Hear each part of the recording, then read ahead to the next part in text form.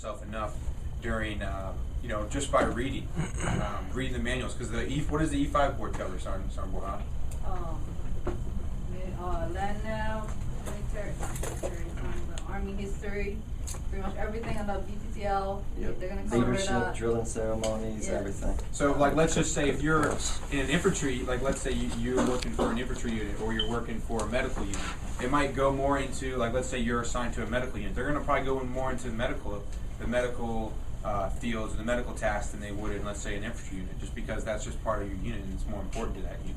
But if you're an infantry unit, let's just say for right now, females aren't allowed to serve in infantry units, but if you're a male, let's say you're a 91 Bravo, well, there's 91 Bravos in infantry units. And you're going to have to go to that battalion's board.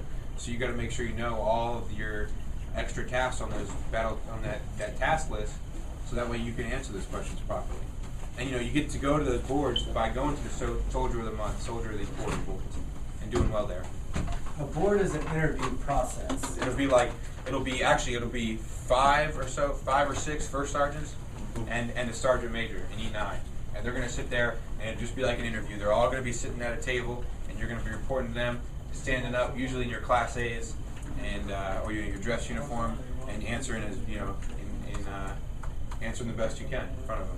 Which is going to be kind of nerve-wracking for some people, but it's all about building your confidence and talking to people talking in front of people. Any other questions? Think of anything? In every organization, we talked about a commander. Okay, you also have a first sergeant. The first sergeant is the senior enlisted advisor to the commander. Okay, he's the one that says, look, sir, I've had 26 years of military experience right here. Okay? This is what I think that we should do. Based off of these recommendations, this is what I would do. And that relies, weighs really, really heavy on the commander because, of his right-hand man or woman, which is a first one. He's also the senior enlisted advisor when it comes to training for all of us NCOs to make sure that, we're training our subordinates properly. And he's the one that's going to push counseling so we can, get trained, so we can get coached and mentored. So, again, one day you'll become a sergeant or a staff sergeant. Okay, so without further ado, First Sergeant Hoover. Hey, some of you I've probably already met at the event that we had at American Legion. Anybody got any questions for me? Like I say, I have been in 26 years.